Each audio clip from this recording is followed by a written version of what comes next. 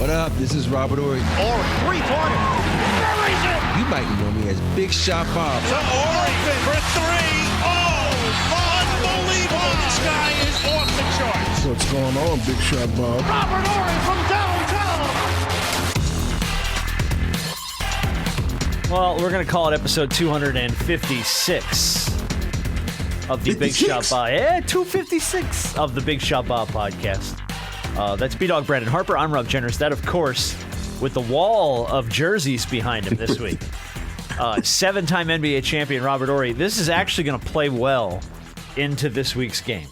Because, this week's game is based on your years in the NBA.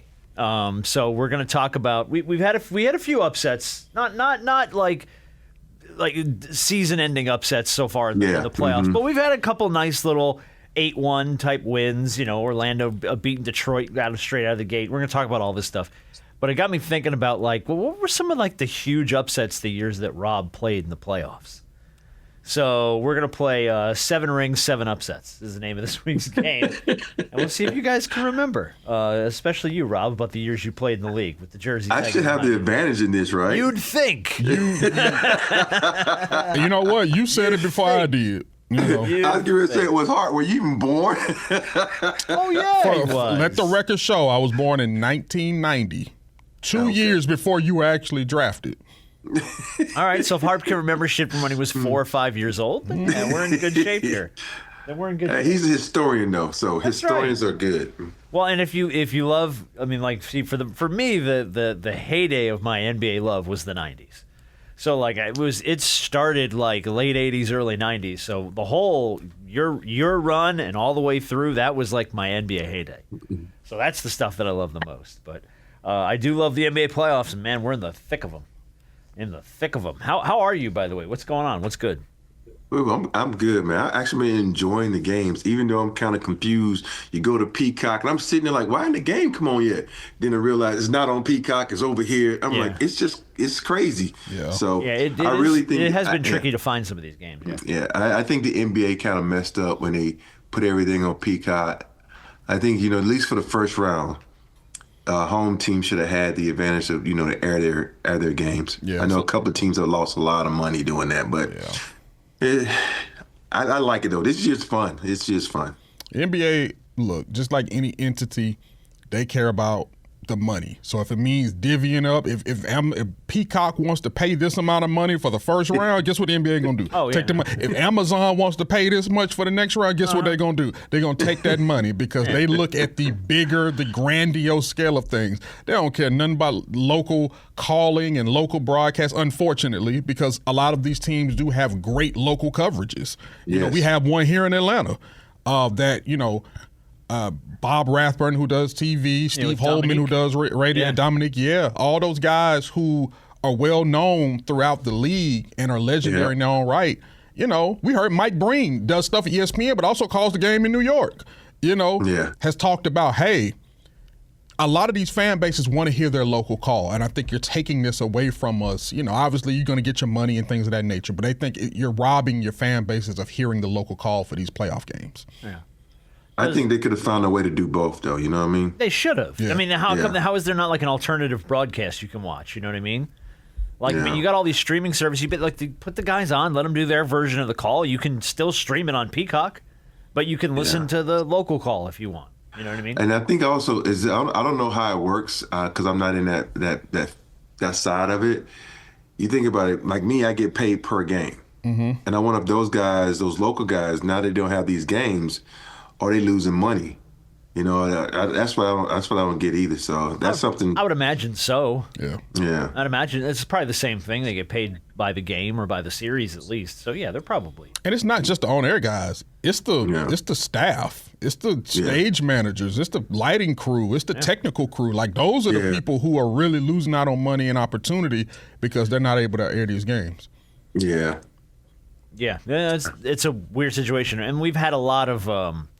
We had some discrepancy here in Atlanta this week based on the fact that because these games are on Amazon and Peacock and all over the place, the one that threw me was the tweet this week from somebody who was at the airport. Atlanta Airport has an Atlanta Hawks bar and grill at the end of one of the terminals who the night of Game 1 had on golf and the news because they couldn't get to whatever service had the game. And I'm like, how do you have the Hawks bar and grill doesn't have the Hawks game on in the playoffs? So it's been weird, man. It's been weird. But, yeah, anyway, so look, we were talking about the Hawks. Let's talk about last night's game.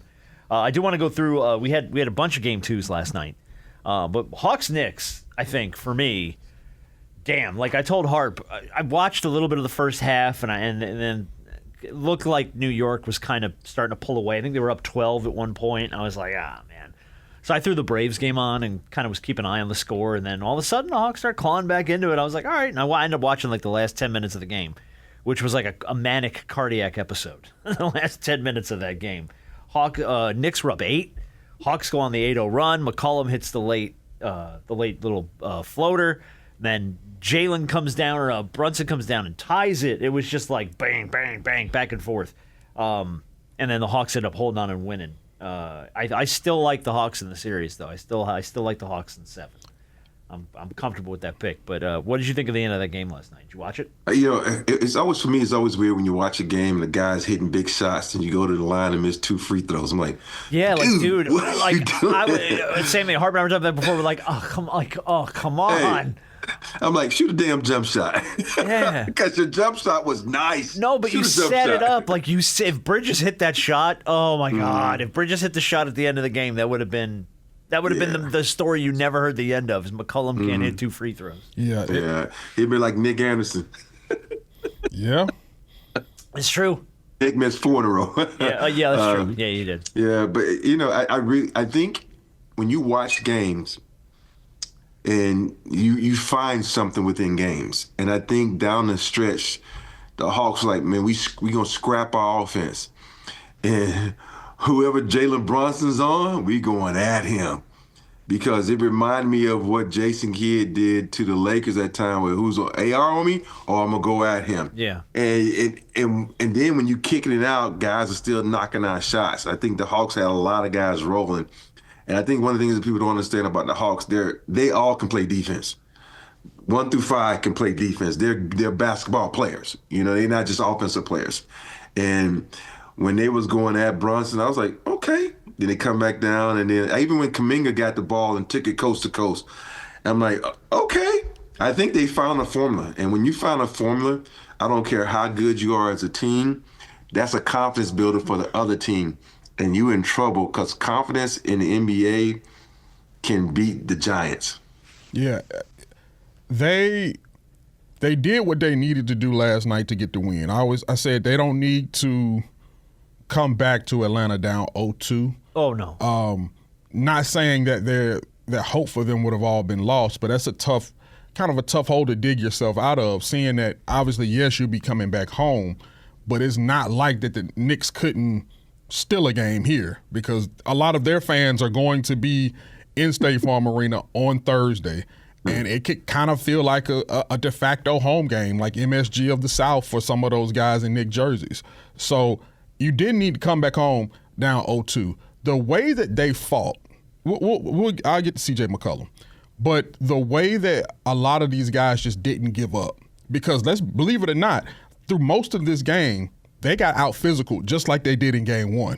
Like, it was a physical game. It was just a replica of Game 1. Whenever Cat and Mitchell Robinson are on the floor together, especially when Mitchell Robinson's by himself, the Hawks can't seem to get any rebounds. No. There is no cleaning the glass at all for the Hawks when both of them are on the floor, even when one of the others on the floor, especially when Mitchell Robinson is there, because that's what he's meant to do. CJ McCollum, playoff experience. Poise, cool under pressure.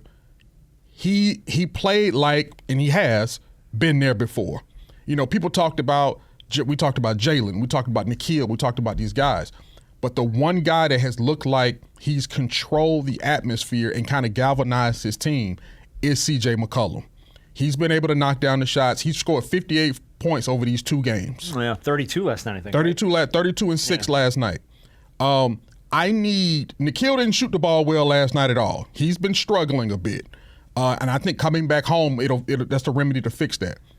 I need Jalen Johnson to be more decisive when the ball is in his hands. There's a lot of indecisiveness when he touches the ball first, whether somebody's passing to him to shoot it and he's open for a shot, he pump fakes, then I know, oh, this is not going to be a good possession, because there's a level of indecisiveness, and sometimes he then ends up settling for a shot that he probably shouldn't have settled for.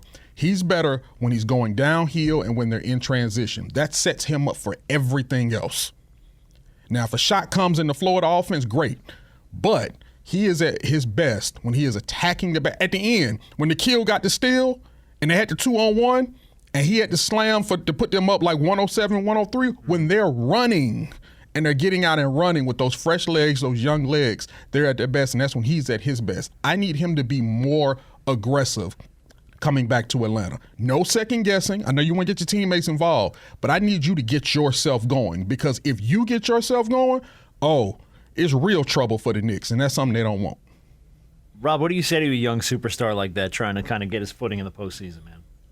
You just play the game. Do what you do best. And it's so weird when you say, like, I remember one of the things Vernon told me in my first game, do what got you here. If you do what you're supposed to do, everything else will take care of itself. Don't think. The worst thing for basketball players is to think. Just go out and just play the game, because stuff just happened naturally. Yeah. And when you watch him play, he's so good at just taking advantage of the situation. That's just what he got to do. And I'm sure CJ and I'm sure coach and staff going to be in his ear and say, man, we home now. Go home, get a good rest. Eat your favorite pregame meal, and come out ready to roll. Okay. Well, look, we talked plenty about the Hawks. There were 2 other game 2s last night. Cavs go up 2-0 on the Raptors. I'm starting to feel that branch that I went out on shaking pretty heavily underneath me. Like I'm kind of the dog or the cat that's a little unsure of the footing that they're standing on. That branch is bending right now. Oh, dude, it's bowing hard. Like I'm sinking quick on it. And I'm like, So Raptors just have not really looked themselves. They haven't had not much of an answer at all for Donovan Mitchell. Scored 32 in the first game. Harden had 22 in the first game. Max Strus off the bench, 24 in the game 1. And then game 2, Spider 30 points. Harden adds 28. They beat the Raptors by 10, and it's back to Toronto now for Game 3. So, I mean, like, if the Cavs keep playing the way that this has come together in the first 2 games, if they can keep that going, then, Toronto is not going to stand a chance in this series, because they have just been – they've been playing together well. Everything I've seen of the Cavs so far in these first 2 games, like, they are moving the ball between them well. They are scoring when it matters. They have not had an answer for Mitchell. They've barely had an answer for Harden. Right. But both of those guys continue to perform, and both of those guys play well off each other in the way that this offense is built. So it's like, if Toronto doesn't come up with an answer for this, and the face of the league, Scotty Barnes, doesn't show up at some point, I don't think the Raptors are going to have much of a shot here at all. Toronto may get a game, but this series is no more than a gentleman's sweep. It's starting to look that way. The front court, the size in the front court for Cleveland is what gives them a lot of issues. And then obviously when you have Donovan Mitchell, who could average 30 this series, and, James Harden, I can't take anything away from James Harden, even though I hate watching his game. I hate watching him play. I've said this numerous times before. He is a Hall of Famer, but the way that he plays annoys me. The way that he draws fouls annoys me. The way that he tries to draw fouls shooting threes annoys me. But that's what he's been getting his whole career, so they're going to continue to give it to him because of who he is. But if that's the case, Toronto, appreciate your participation. But Gate you give a participation trophy. Yeah, we'll send you some. We'll send you a certificate in the mail. Yeah, get you a little ribbon on the way out. Appreciate you. On behalf of the NBA, we thank you for your first round participation. They had a good season too. That's cool. And they had a much better season than any of us even thought they were going to have. So to see them flame out a little bit like this early in the first round, I'm like, oh man. Well, I think something that probably goes untalked about. We forget. Last year, Cleveland was what? Number 1. They were 1 seed, yeah. And I think when you looked at the way they started the season off and a lot of injuries, a big trade, we forgot how good they were last year and how good defensively they were. And I'm looking at this team and I'm watching them play. I was like, they kind of remind me of something. I said, oh, shit. A 95 Rockets, you get a big trade, you bring in Clyde. Now you got 2 dynamic scorers. You never know what can happen because this team still at the end of the day can lock you up. I know we're not talking about no James Harden. Mitchell and that front court, they not gonna let you get to the rack. And so they can play some good defense. And I think that's one of the things that kind of got lost in this mix because when the playoffs roll around, you can forget about what happened in the regular season. That shit goes out the window. Yeah. And so this is a team that can be scary in the East, and they might come out being the Eastern Conference champions if they keep playing this because they play both ends of the ball. And they got 2 guys, and if you want to throw Mobley in there, can score on anybody in the league. Yeah. Yeah, especially when he's on his game. I think Toronto also, and it's probably a good thing and a reason why they're in the playoffs, but I think at some point in time, in the mix of Scotty Barnes, Brandon Ingram, and RJ Barrett, kind of those 3 guys who can give you a balanced game anywhere between 13 and 17 or 18 points a game. They're all kind of in that mix. The problem with that is that I think during the playoffs, you need one of those guys to emerge as an alpha dog. Somebody has to separate themselves as the go-to guy throughout the game and especially at the end of the game. Because I think when you have a lot of those guys, Brandon Ingram at times can give you the 25 to 30 points, but I don't think he's consistent enough in that area. There has to be somebody there within that group of guys that is going to elevate and become the big dog amongst all those other guys. And when it's time to go to him, he can kind of take over a game. None of those guys have emerged from just, hey, this guy can give you 15, this guy can give you 15, this guy can give you 18. That's cool, but I need somebody where we go into this game, I can get this ball to this dude, and he's going to say, get out the way. Do they really have that, though? That's what I'm saying. They don't. None of them have emerged. They do. I mean, Scotty was supposed to be that guy. Well, Scotty can't shoot, though. And that's no disrespect. He's not. I should say he can shoot, but he's not a consistent shooter. He's not consistent. Yeah, I know what you mean. It's supposed to be Ingram. Yeah, and Ingram is that guy. But when you look at I think when you look at NBA teams that are well put together, you need some diversity in the players. Mm-hmm. You just named 3 players that are identical to each other, and so it's like not wrong. I'm like, okay, give me something. Give me a point guard, can shifty and do something. Give me a big and post up and give you some. They have 3 guys that do the exact same thing, and that's good during the regular season. But you forget when the regular season, you don't get talked about some game. We say, we're going out and play. During the playoffs, they're locked in on you. This is his weakness. This is his weakness. Well, shit, we playing with 3 guys that got the same weaknesses, so we're gonna be pretty good defensively. And I think that's what during the offseason, Toronto got a good young core. Mm-hmm. They're gonna have to find some type of a big. They're gonna have to find a point guard. They gotta do something for that team for them to go to the next level. Yeah, I agree. I was trying to find what's his name. Where is it? It's a complete crap. No, I think it's not complete. Now crap. they are missing a guy, Emmanuel quickly. Yeah. He is hurt. He is supposed to. That's another young guy who skill set has emerged, and a guy who can go get a bucket as well. He hasn't been playing. I forget the extent of his injury, but he's not playing. That's another guy who's supposed to elevate them and take them to the next level. So seeing where they are now without him, who knows where they could be with him? And I don't know if they're going to see him this series or not. But that's another guy who they're missing, who they really, really need to help, kind of compound the offensive firepower of Cleveland. Yeah. I think Storm agrees with you. Yeah. Is that the dog? I heard the dog in the middle of that. Mm-hmm. Either that or somebody came in the house and got their ass bit. No, they ain't coming to the house. That was. They hear your voices. They think you guys in the house. Oh shit! They're coming to protect me. coming to get you. Eat that iPad. All right, last one to talk about from last night, Game 2. Timberwolves found a way to get it done against Denver, man. Game 1, Denver looked strong. Jamal Murray put up 30. Nikola Jokic triple-double, like par for the course, right? They ended up beating them by 11 points. Well, Game 2, Wolves overcame a 19-point deficit and won by 5, 119-114. 30 points from Ant-Man, 24 from Julius Randle. You know what's weird, though? These young guys, boy, they're brash, man. They don't give a crap, man. I'm talking about McDaniels, what he said. Yeah. Dude, what are you doing? Nobody knows how to stay humble and hungry anymore. No. You just want to give people a bulletin board material, So now Ooh, it just got interesting. It did, and I'm surprised he said it. And you know, this is confidence, the way that they were able to go on the road and get the split. Now they go back to Minnesota for 2. I'm not saying I would have said it, but I'm not saying that he's entirely wrong. And I'm not saying, hey, look, I understand that there are certain things that may be right that you should not say, just off the principle. But you ain't entirely wrong. Jokic is not a really good defender. We're not talking about that whole team. You can't. There's nobody on that team that scares you defensively. No, it's not. It's not. But now you have to go. Now you hopefully that what Jaden McDaniels said boost up the confidence of everybody else on your squad, because it's certainly going to do that for Denver as they go on the road. For the record, here's the quote. Go after Jokic, Jamal, all the bad defenders. Tim Hardaway, Cam Johnson, Aaron Gordon, the whole team. Just go at them. They're all bad defenders. All of them.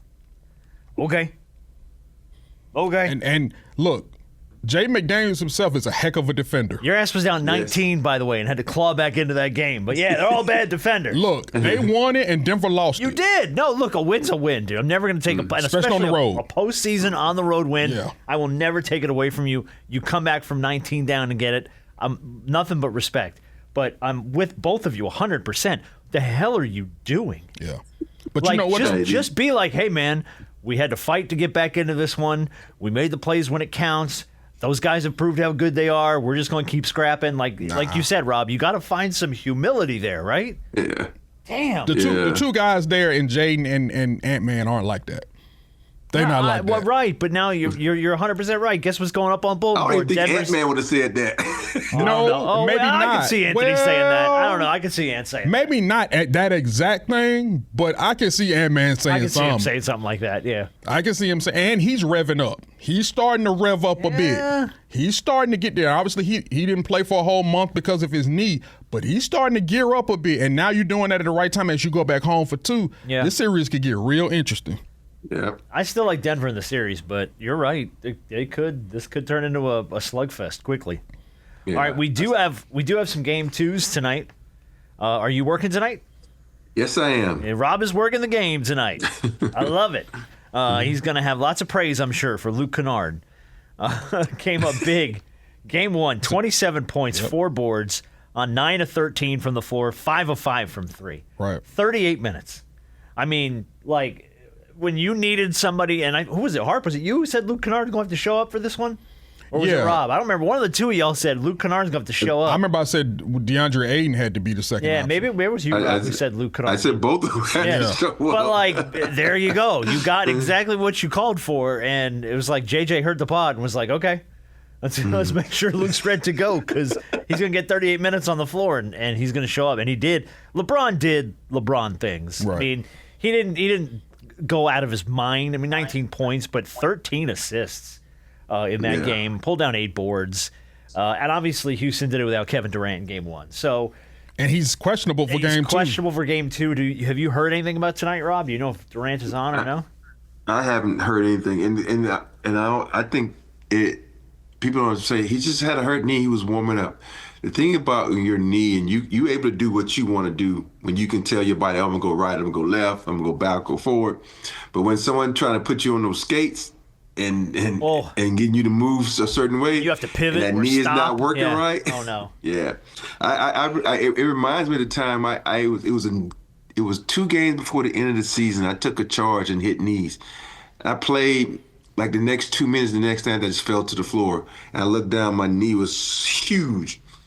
And I had to get it drained. And my knee literally hurt for 2 years after that. It didn't feel the same.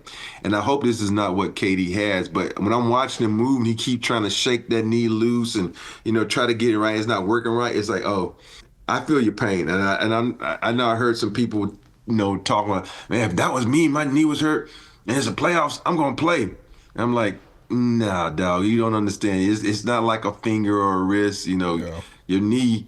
And then, you think about him. I don't know if he's thinking this way. You think about the last time he was in the playoffs and he played hurt. What happened? He tore his Achilles. And so there's a lot of things probably going through his mind. But, I understand.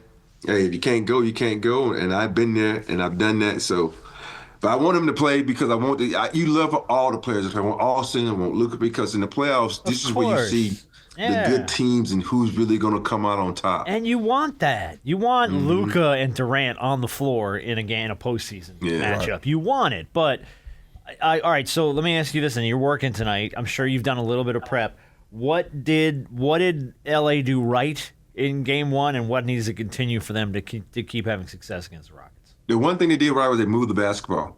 They was in attack mode. A lot of guys got a lot of shot, and of course, Luke Kennard was 5 for 5 from 3.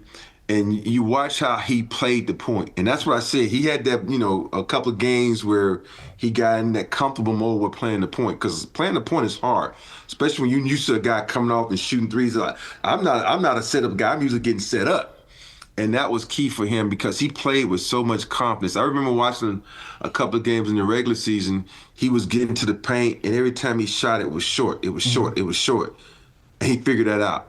And the best part about that also with Marcus Smart playing the point, he says, F everybody. I'm going to DeAndre Ayton because he know if DeAndre Ayton's involved, he's going to block shots, he's going to rebound, and he got his 20 and 10. I know he didn't get 20, but it's close to 20 and 10. Yeah. And that has to continue. And I think with LeBron is such a smart player.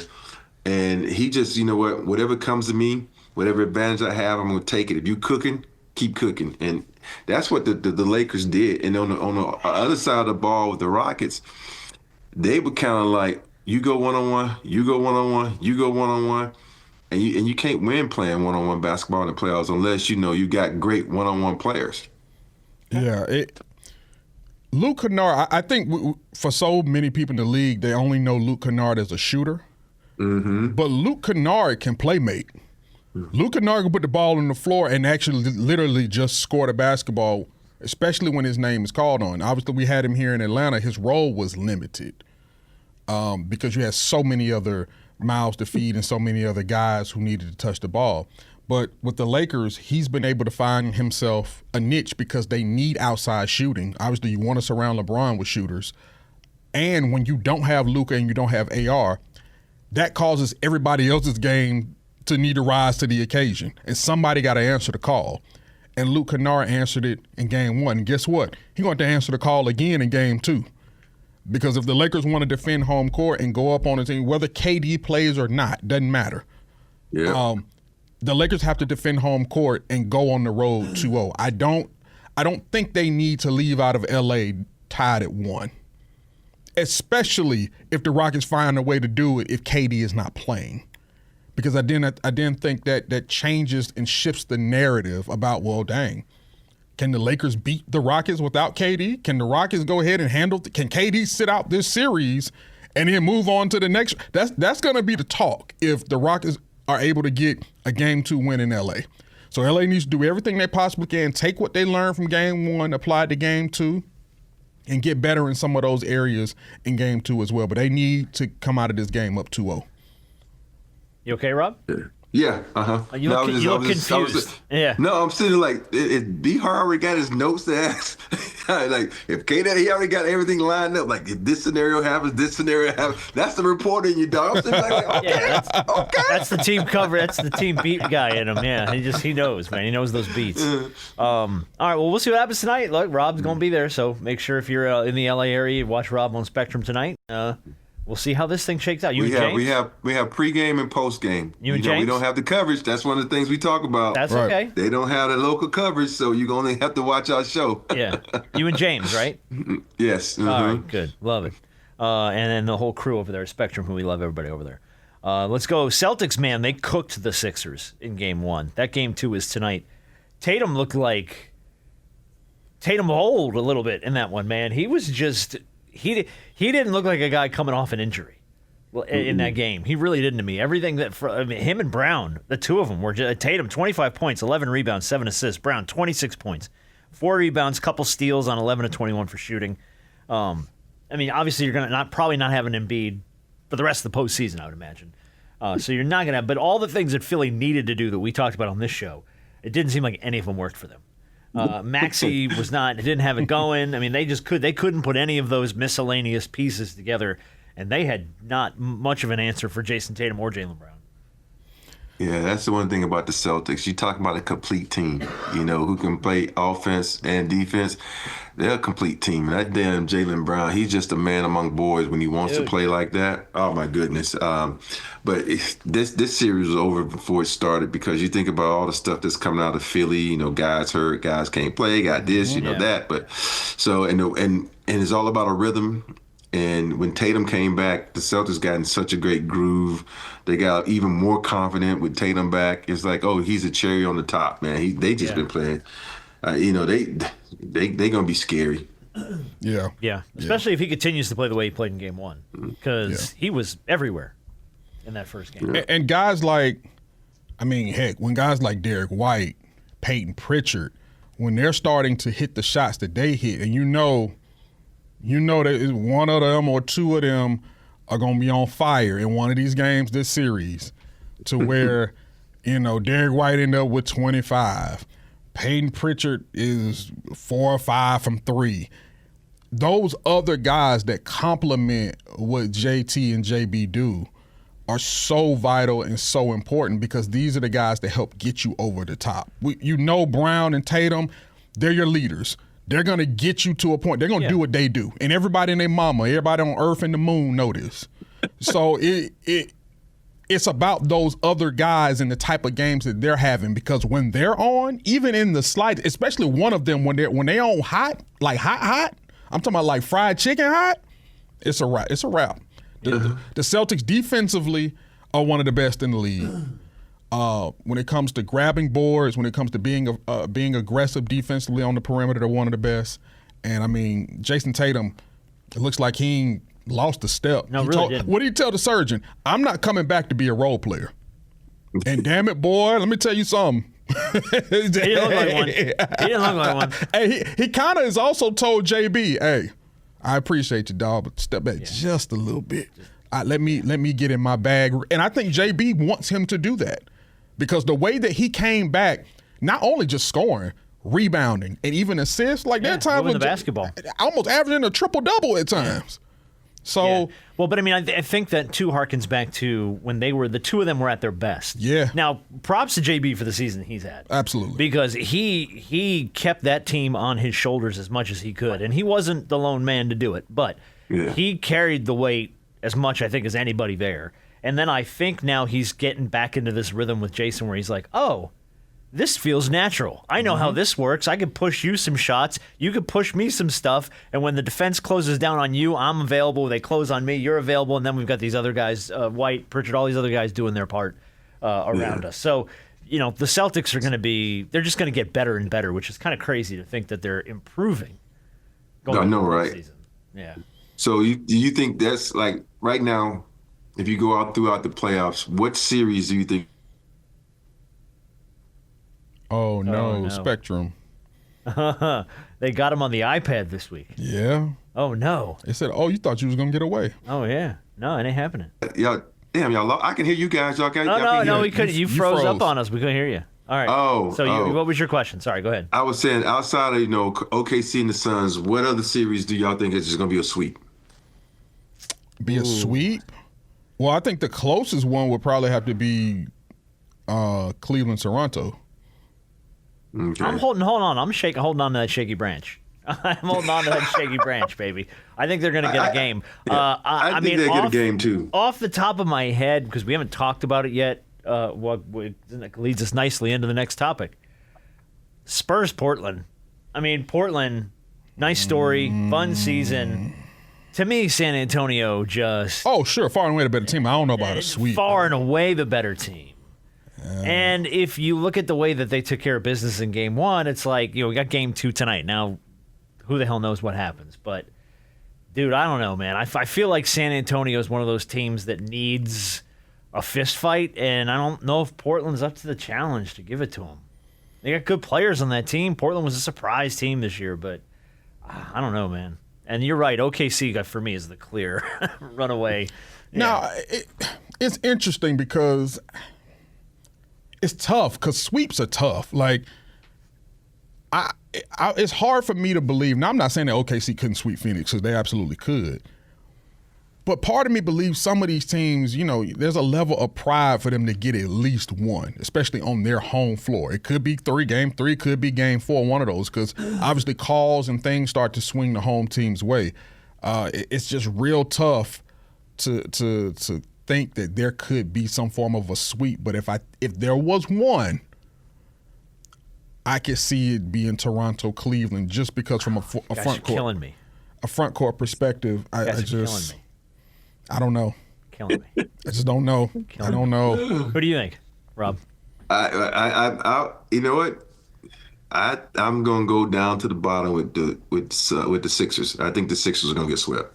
Okay. I was kind of wondering why no one said the Sixers. Yeah, you know what? Yeah, that's the one. That's the one. They just don't. We just talked about how good the Celtics has been playing. I think that's what they might get and swept. That's no disrespect. Unless Maxey just right. I was gonna say to Maxey and VJ Edgecombe and like some of those guys who just I don't think they're gonna have.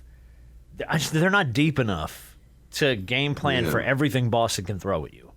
And if I think the more you try to hone in a game plan, Boston's very good and has been very good at changing that on you and moving some pieces around and making different guys step up in different situations. So it's like they're a damn hard team to plan for. And I need to look at also their schedule, because if they played and have a day off and play, that's going to benefit the Sixers, because I don't think Tatum, I know he's been back. I don't think that's good for his body to play that many games and where you have to exert that much energy. I think they did have a day off. No, I'm saying like 2 days. Like the Lakers have had 3 days off? 2 days off. They had Sunday and Monday off and they played it. Now if the Celtics get a schedule like that, then I think they're gonna sweep. But I haven't looked at their schedule, so I don't know how their schedule's set up. All right, well, look, we touched briefly on San Antonio. What did you think of them busting out the old school Spurs color wheel? Did you like it? Fire. I thought it was dope. A lot of people I'm sorry, hated brought out it. what? The old school colors. You saw all the T-shirts and everything they did, and they broke out. It was very nostalgic, fire, late '80s, early '90s Spurs with the whole, the whole blue and pastels. Had everybody in the section. Yeah. Outside of certain people who, like you saw some people who had on orange shirts who were in the green area, in the pink area, people in the pink area. Like I get, follow instructions, people. If they have these better shirts, seats, so they move. Follow instructions. Stop being one of these party poopers and things. San Antonio Spurs are the heart of the city of San Antonio. This is the thing. Hey, hold on. They are the heart, the courage, the brain. They're everything. Anything you go to the Wizards, there's nothing else. Yeah. So they are everything to that city. Get it. I don't care how much money you pay for the seats. Get in. Follow the plan. If they put the shirts in a certain section, don't just be in the section. Put the shirt on. If you have a different color, a shirt, and you're in another color, go to your right section. They do this for a reason. This is part of your home court advantage. Don't be one of these idiots that want to sit up here and be different. Take your ass in the house. Yeah, or stay your ass in the house. Yeah, absolutely. Don't mess this up. This thing is on TV, but it looked beautiful.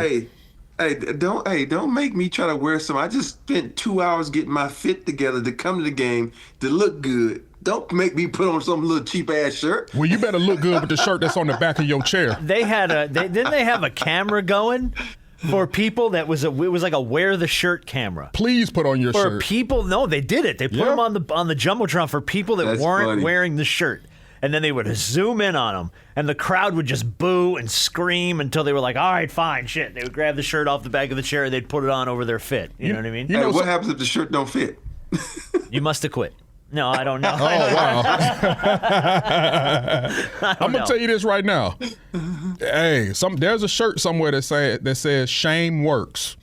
You shame some people, put them on that Jumbotron and say, hey, better put that shirt on. Hey, they get embarrassed enough to put that shirt on. Hey, so what if it's been a fan of whoever, someone be like this, I ain't putting this fucking shirt on. Go ahead, put me on national TV with the double birds up. Go ahead. Let me know how long NBC will let you run that thing out there. But did you like the colors? Because I thought the colors were cool. It's always it takes me back to Terry Cummins, and it's old school, Oscar, man. Yeah, old school. So I think the reason they brought those colors back, because you got to think about those Spurs teams back then were like hard-nosed, tough teams. Yeah. And that's the way Spurs are going to have to play, hard-nosed, tough, if they want to win this playoff series, or just the entire thing. So, yeah, I was cool with it, man. I thought it was cool. I think it was, and if again, take it for what it's worth, I think it was Bill Simmons who was like, act like you've been there. Like, you don't need to do a gimmick. You're one of the best teams in the league this year. You don't need a gimmick. And it's like, yeah, but I don't dislike a gimmick. You know what I mean? Well, there are things for the fans. I'm glad they did it for the fans. Sure. Right. You know, and you know, I always love it when you go to an arena and there's a shirt there. Like, okay, you appreciate me. Oh, hell yes. You know? No, I'm all in for it. Even that shirt probably cost you $5. I'm all in for a free T-shirt. I'm all in for a free T-shirt. And you know what? After 25 years working in radio, I can tell you that most people are all in for a free T-shirt. No matter what you have to get them to do or where you need them to be, if there's a free T-shirt available, you can sway a lot of people. Man, I remember the Lakers did a one-piece. You should have seen people scrapping over those shirts. And a lot of people didn't know what one piece was. So, like, the little kids like, can I have your shirt? Sure, here you go. And now those shirts are, like, on the internet for sale for a lot of money. Yeah. Yeah, well. Because of the One Piece series. That's it, man. All right, so those are the game twos. Hold on, Harp. You know what One Piece is? No, I don't think so. Yeah, I know. It's an anime. It's a well, they did a live action version for Netflix, I think, right? Yeah. Yeah, it's on Netflix right now. He's a pirate. And so, okay, never mind. I know exactly what you're talking about. And the anime's dope. I have not watched the live action. I watched the first season. I'm on the second season now. Do you like it? When there's nothing else on, I flip to it. Okay. Do you like it? It's okay. Okay, so that's where I am. Anytime you take an anime, specifically an anime, and try to live action it, I get like really super hesitant, you know? Yeah. You guys, it gets to some points where I'm like, but for kids, though, kids will love it. And so, you know, I'm a big kid at heart, but sometimes the grown-up won't let me be a kid. Your grown-up side's like, this is stupid. Turn this off. Yeah. All right, well, those are the game twos happening tonight. We do have two more series we got to talk about. And then we'll just touch on some NBA awards. We'll do Big Shot, and we'll play 7 upsets during 7 rings. Game two's coming tomorrow, so this would be Wednesday. Orlando, who came into Detroit and took down the number 1 Pistons in Game 1. They never trailed at any point in their game. They are the first 8 seed to never trail in their first playoff game against a 1 seed. So there you go. Paolo, 23, 9, and 4. Wagner had 19, 5, and 4. Desmond Bain, 17, 6, and 5. Cade Cunningham, 39 points. It was a career playoff high for Cade. But just they couldn't get it done, man. And I think against Charlotte, Orlando found a way to just kind of shut them down. And then they just carried that momentum over to Detroit. And I don't know if Detroit was – I don't know if maybe they were short selling them a little bit or just figured it's more of a, it's the 8 seed and I'm sure we'll be able to figure out what they're doing. And I think just Orlando came in with a head of steam that Detroit was not quite ready for. But yeah. We'll see how Game 2 of that series shakes. It was aggressive. They took that level of aggression, like you said, from that Charlotte game, from the play-in game, and brought it in here to Detroit to let them know, hey, we're not scared of y'all. You ain't gonna run over us. You're not gonna run over us. And it's look for all that we've said about Paolo Banchero and how just I want to say up and down he's been in a sense, and inconsistent. It was just fair. Which is very fair. Let me tell you something. From Charlotte to Game 1, I think a light came on. I think a light came on to just his ability and knowing what he can do on a consistent basis night in and night out, and knowing that if his team is going to have any shot in this series, it's going to live and die with him. You know, Desmond Bain can shoot and do whatever he can do to help lift him up, but he should not have to be the guy every night to be your leading scorer or to be the main guy as to whether or not you all are going to win or not. That should be Paolo Banchero. Almost every single night, you're going to have your guys do their thing. But if he doesn't have an impact on that game, the Magic won't go far. And also, I think, Wagner has come back and he's playing really well because without him, I think Banchero put a lot of pressure on himself because that was his running mate. I know Bane is there, but Bane hadn't been his running mate for 1 year. Right. So it's a difference when you got that guy. You always look to the right. And you know he got your back when you're not doing well. And I think that's a big key for them to have Wagner back because he's way better than I thought he was going to be. You watched him at Michigan. I thought he was, he's decent. But he's gotten better each and every year, and he's playing really well. And I think also when you look at this Pistons team and you think about Cade Cunningham, it's like, who else is going to score for them? And then you look at Orlando, they have 5 guys in double figures, the starters all in double figures. Yeah. And so they coming at you from different angles. And and I think they say, okay, you want to shoot 30 shots? Go right ahead. But these other 4 that's out here on the floor, we keep them under 10, we win. And y'all, the way they played defense against Charlotte, the light did come on. They was like being aggressive. And also, you started a trend. Everything is trending in the NBA. Even refs follow a trend. If you're going to play aggressive and slap me and hit me, that's just the way they play. So we're going to let a lot of things slide that don't slide. And so who knows? This might be one of those times where 8 beats to 1 and the number 1 goes home like, damn, what happened? Yeah. We didn't wake up. We forgot to set the alarm clock. Oops. So, I think if you're Detroit, you put a lot of onus on Duncan Robinson. You put a lot of onus on his ability to give you, 3 to 4 threes a night, somewhere near 20 points, which is something that I don't know if I want to do. But like you said, there's not enough scoring there. When you outside of Cade, even though Jalen Durant, when Cade was gone, he took more of a scoring role. He's a lob guy. He's a guy that gets putbacks, gets rebounds, blocks shots. He's not a guy that you can necessarily throw the ball to in the post and say, go to work. That's not what he does well. Yeah. So Cade is going to take on a lot of the scoring responsibility, but Duncan Robinson is going to have to take on some of that scoring ability as well. And for most people, some people would say if he's your second or third option, well, that doesn't necessarily bode bode too well. For a number 1 seed, that doesn't bode well. Now, and Tobias, actually Tobias Harris is supposed to be your second. Tobias Harris. Not Duncan Robinson, Tobias Harris. Tobias, yes, but Duncan also has to show up too shooting-wise. Well, you got to have enough scoring. Everybody's good. Like to Rob's point, everybody's going to need to contribute something. You can't put it all on Cade I'm like Cunningham. you saying Duncan Robinson is like, to me, 4th on that list. You go spot up in that corner, you come off these picks, you shoot once we get rolling. But the one game is going to have to be what's his name, Jalen Durant. Yeah. He's going to have to be a man. He's got to dominate those boards. He's going to get offensive rebounds. He's going to have to establish himself as a dominant big.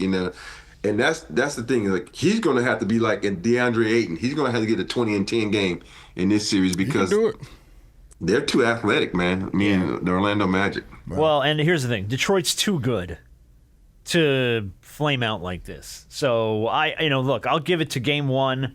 You didn't know what was coming in. You maybe short-sold it a little bit, but I don't see Detroit being a 1 seed going down to an 8 seed in this one. I just don't. Look, Orlando's coming in with a head of steam.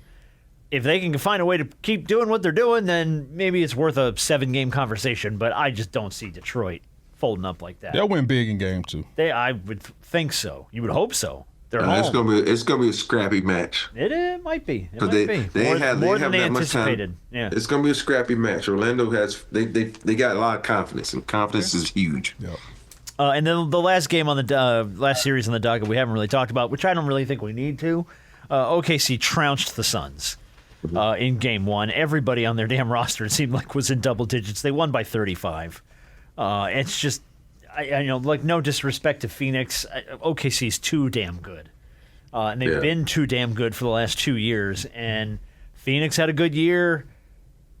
With the pieces they got, just Devin, I don't know if they've got enough to throw at OKC. OKC's got the damn everything in the kitchen sink. So when all their pieces when Jalen's on and Chet's on and Shea's on, it's like, dude, come on. Not a lot of teams have enough to match up against that lineup when it's at its best. So, defense, boy. Yeah.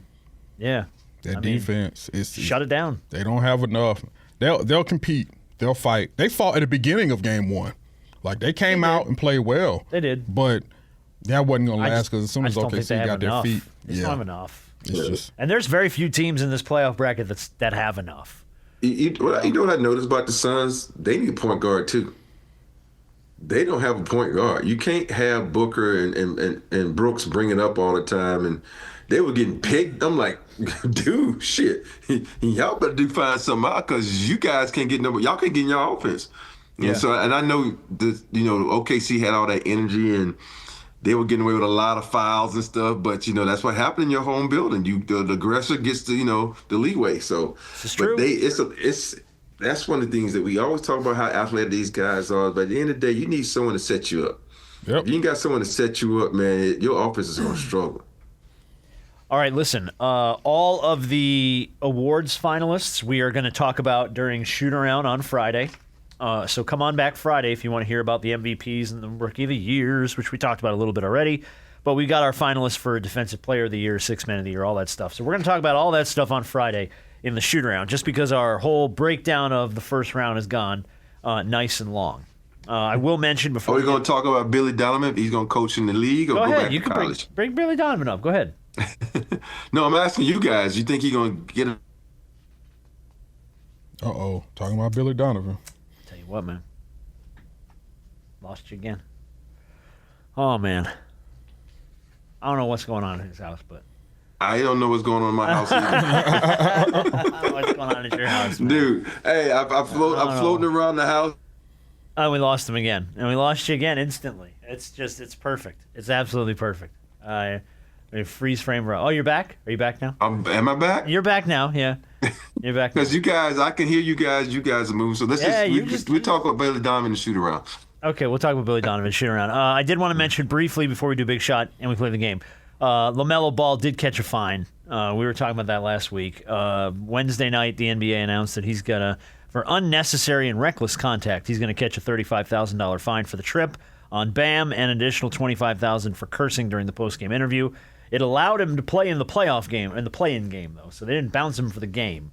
But they fined him pretty heavy, and obviously, ultimately, it didn't matter because Charlotte didn't advance. But I think we all knew that was coming. It was just a matter of, was he going to catch a suspension? Were you surprised at all he didn't catch a suspension for that? I'm not surprised. I'm not either. I didn't really see a suspension coming, but it seemed like everybody was like, how is he going to be allowed to play in that next game? And I'm like, I think that's a fine-worthy trip. I mean, obviously, everybody caught it after it happened, but they hit him. They got him for 35, and that's about right. You think about it. If you get tossed for a game for that, you still going to play in the next game. Yeah, but you got a lot of people to toss if you're going to start tossing people for stuff like that, for flagrants. Yeah. All right, let's do Big Shot of the Week, and then 7 upsets during 7 rings. We'll see how much you guys can remember about Rob's time in the league. Specifically, how much can Rob remember about his time in the league? How many head injuries did he have? We'll find out. Big Shot of the Week is going to go to Pirates outfielder Jake Mangum. I don't know if you guys have seen this story, but here's why Jake Mangum is getting Big Shot of the Week. On Sunday, he spotted a young girl up in the stands wearing his jersey. And he's a Pirates outfielder, and it is the first time that he has seen a young kid wearing his jersey in the stands. So he decides, and she is up in like the second deck. Like she's not like right over the outfield wall. He's got to throw it up a bit. So he gets a ball and he wants to get it to this girl. She doesn't have a glove, but her older brother does. So her older brother's probably like 12 or 13. I don't know. He comes down and he lofts this ball up, and it comes up kind of just short of the rail, but the younger brother reaches over the rail, catches the ball, scoops it up, and hands it to his little sister, who just collapses into his arms. Right. And it is one of those, like, makes you believe in the goodness of humanity kind of moments, because it's just this, like, brother and sister full-on embrace. She's crying. The little brother's hugging her. And, like, this story's been everywhere. It's been all over. But props to Jake Mangum for not only just spotting the girl way up in the stands, but also finding a way to make sure that she got a baseball. And apparently, because this has gone super viral, they're coming back to go see a game later this week, and they're going to get to go down on the field and meet him, and they're going to get to do some stuff. So just big shot of the week to that man for making everybody smile this week, because that was like the restoration of humanity kind of moment I needed this week. I've always said it, and I will always believe this. Children are better than adults. Understand? Oh, my God, they are. There's just so much more innocence. There's so much more gratitude. there's a level of humbleness. Because it's never about all the other stuff that adults have to, you go through all this stuff and you deal with, and you have these thoughts and all that, and it makes you even worse of a person at times. Children just want to be around each other. They want to be around whoever. It's never about the race. And they like what they like, and they don't care. It's just so doing something like this, seeing a child do something like this for their sibling, or just doing something like, because we've seen stuff like this where kids have gotten balls and they've given it to other people, and they've done these things for other people. My favorite is like the young boy who gets the ball and then turns around to find the hottest girl in the stands and is like, "Here you go, sweetheart," the little he's man 12, ain't blind. she's 27, and he's like, "Yeah, what's up?" He may be young, but he ain't blind. Yeah.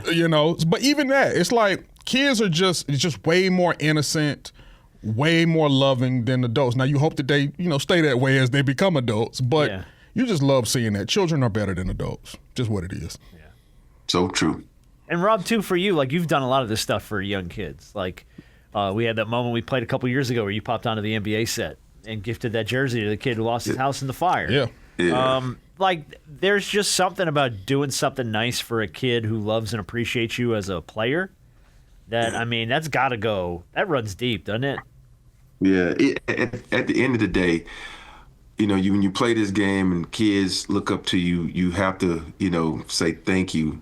Because they don't have the money or the funds probably to buy the jerseys, but the fact that they hound their parents, be like, "Yo, I love this player, I love this guy. Can you get me a female? Can you get me their jersey?" And you have to play it forward and say thank you, because with them buying those jerseys and with them supporting you is the reason you can live the lifestyle that you live. So I'm always a big believer in saying thank you to especially kids, man, because sometimes the parents, they spend a lot for your kid to get to the game. They spend a lot for your kid to wear your jersey, so you have to really be appreciative of it. Do you remember the first time you saw a kid wear an Horry jersey? I know that's probably a hard memory to pull, but I'm thinking out because for Mangum who saw the girl in his jersey for the first time, like that was like, for him that was just like oh my God, I made it. Not only are you on a Major League Baseball field, you're on a roster, you're playing in a game, but then there's a kid wearing your name. And it's damn. It was actually when I got to the Rockets, and his kid was wearing my jersey, and I was like, "Dream, watch out! I'm taking over. I'm coming to get you." Dream shut that shit down fast. Yeah. I'm just gonna have an MVP year. How about that? Oh, all right. Well, that's fine too. All right, Rob. Oh, can I give some news real quick? Okay. Yeah. Steve Kerr is out as Golden State coach. Reporting in progress. Oh, and Rob's back now in the middle of now I got two Robs. Hold on, wait a minute. I gotta fix this. Coming back over. All right, go ahead. We'll have to add this to the Tuesday show, but go ahead. Steve Kerr is no longer the coach. He's out as the Golden State Warriors head coach. Damn. 12-year run. Four titles. I did not expect that, Rob. Did you see this coming? I did. Did you really? I thought they were going to make some changes. I didn't think Steve would go. No. Did you see his interviews throughout the season? He I think by the time February rolled around at the All-Star break, he was like he just figurehead. Yeah. Okay. Wow. That's going to be a highly sought off job. Damn, that's interesting. Tim Thibodeau. Thibodeau. Yeah, maybe. All right, let's speaking of your time with the Rockets and your time in the NBA. The Kawhi remix of the NBA theme comes out for 7 upsets during your 7 rings. So these are all years that Rob played in the league. There's stories about playoff years that Rob succeeded and won rings. But we're going to find out if you guys can remember some of the bigger upsets from those years. So let's go to 1994, Rob's rookie year. Your first ring in Houston.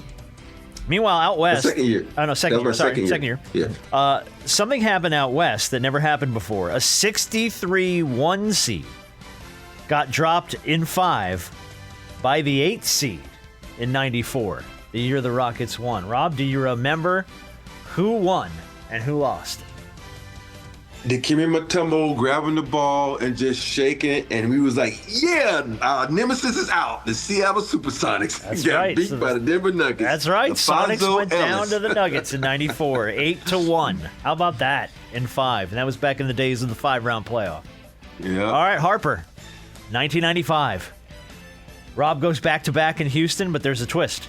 The biggest first-round upset of the 95 bracket was the Houston Rockets. Defending champs, they were the 6th seed. What 60-win 3 seed did they knock out in the first round? 95? 1995.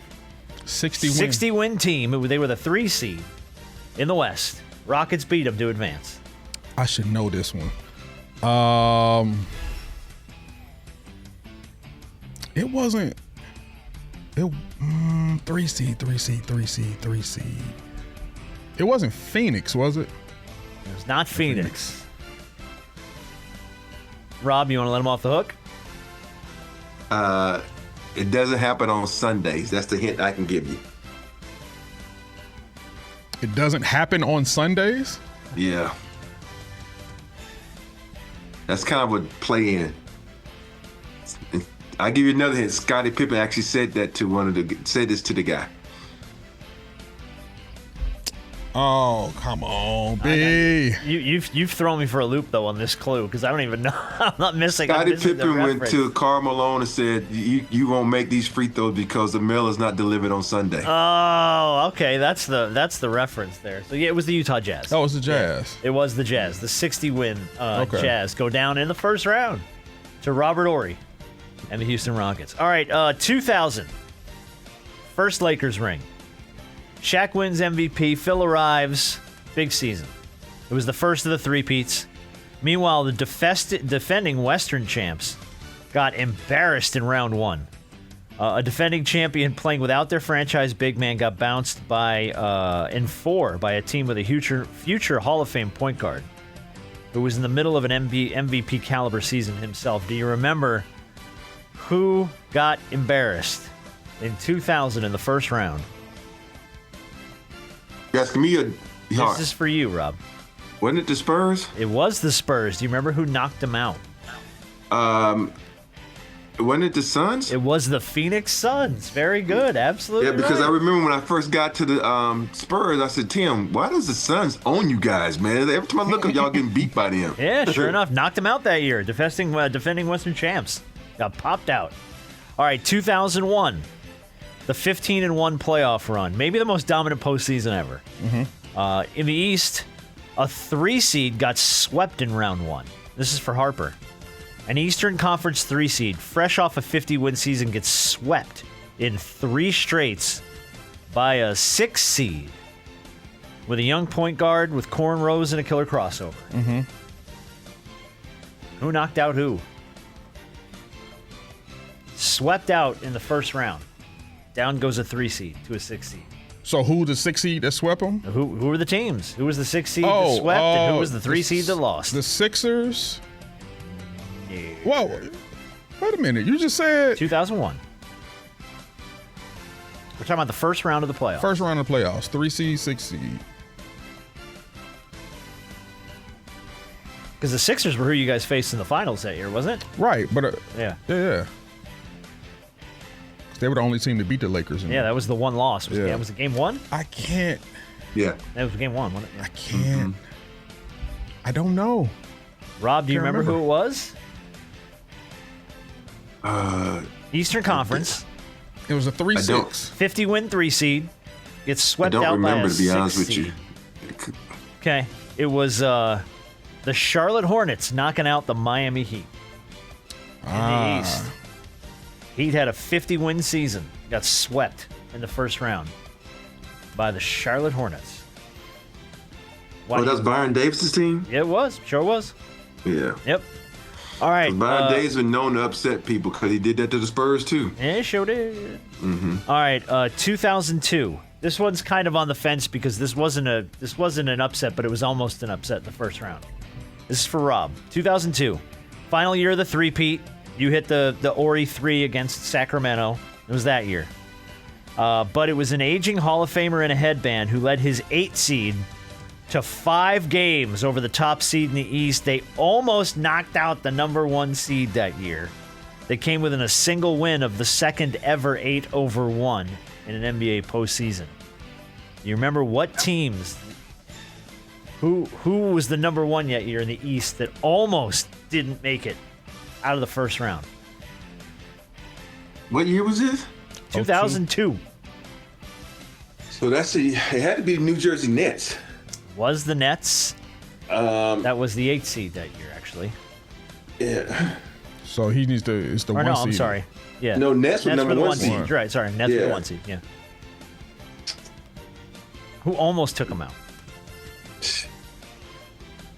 Was it? No, because he was gone, yeah. So it wasn't that team. Because that was '99. I'm getting my years mixed up. So I'm just gonna say the Hawks. I don't want the Hawks. Harp, do you remember who almost knocked out the Nets in 2002? Took them to 5?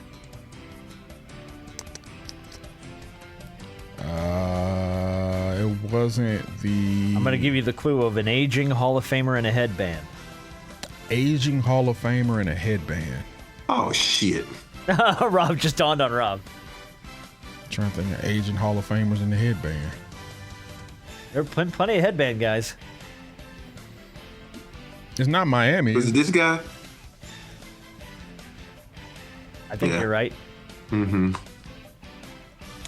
Every time he dunks, he does this. Oh no, I don't. Maybe not. Then. Oh, Was it not Vince? No, it wasn't Vince. Oh, okay. it wasn't. It's not Miami, is it? No, it was Miami. I'll let you guys off the hook. It was the Pacers. It's It was the Who Pacers. wore the headband? Was it Reggie, right? No, Reggie never wore a headband. Who was this? That was the rookie that sell weed now. What's his name? He came straight out of high Oh school. hell! Oh, you talking about Jermaine O'Neal? Was it No, not the other one. The All right, guy hold came on. out after. You know, I catch enough shit Well, from people well, online for the well, bad Jermaine O'Neal information did in some wear of my headbands. games. The last thing I need is you calling me out for bad information in one of my damn games. Well, Jermaine Reggie Miller O'Neal. never wore a headband. Yes, he did. No, Reggie Miller did not wear a Not headband. Reggie Miller. I'm talking about Jermaine O'Neal. Oh, Jermaine O'Neal did, but I was talking about the other guy who came out of high school the same time as Rashard Lewis. He wore the headband. He sells the weed now. He has all the dispensaries. Oh, you're not talking about Harrington? Yeah, Harrington. Al That's what I'm Harrington. thinking about. Yeah, Is it Al Harrington? yeah, it's Harrington. Okay. All right. I'm trying to find my notes of where I pulled all this from, but yeah, no, don't worry.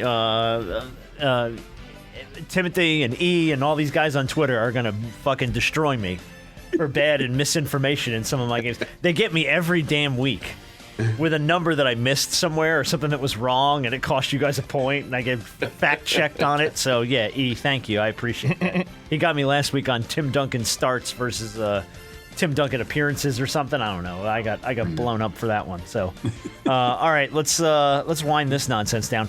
2005, Rob's 6th ring, first one in San Antonio. Beat Detroit that year in 7 games in the finals. Round 1 had quite an upset that ended a 2-decade drought of 5. This is for Rob, by the way. For Harper. A 5-seeded East team with a high-scoring young backcourt beat a 4-seed in 6 games. The franchise's first playoff series win in 23 years, 2005. So who's the Who 5 knocked seed? out who? Yeah. Said a 5 and a 4. Yep. But it was their first. It was the 5 seed's first series win in 23 years.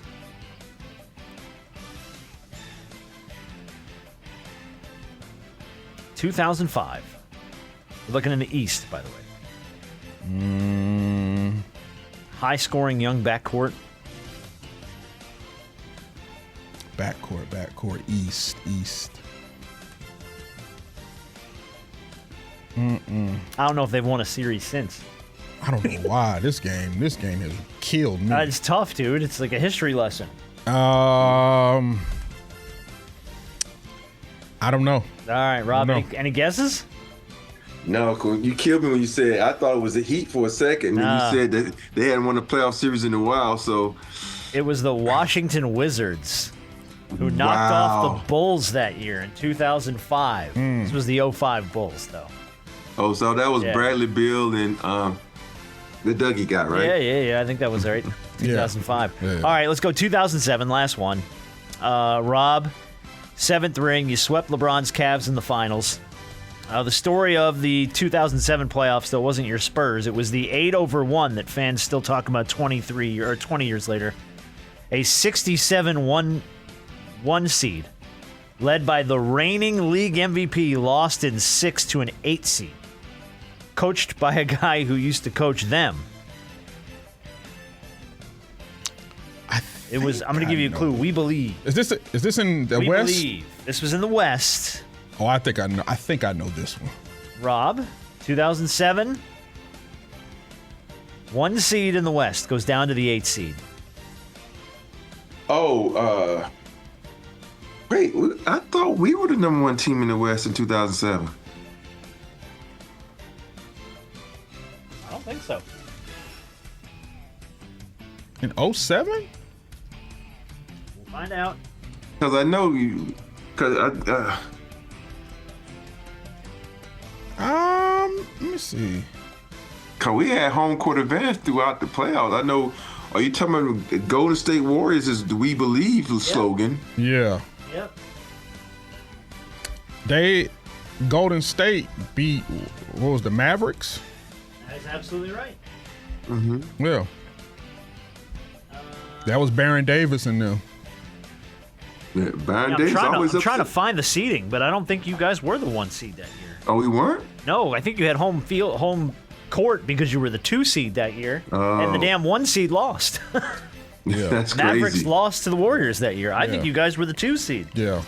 Yeah, Mavericks were the number 1 seed in the 2007 NBA playoffs. Yep. I just checked it. Okay. Okay, So yeah, back you're off right. me, Twitter. Friggin' fact checked on Twitter for everything. I challenge, by the way, E and Timothy and Bobby and all these guys on Twitter who want to blow me up for this stuff. Y'all go ahead and prep a game, man. Y'all go ahead and put a game together, come up with an idea, and then spend about an hour and a half fact checking shit. We'll see who comes up short. Because, damn it, I seem to every week. But that's this week's game.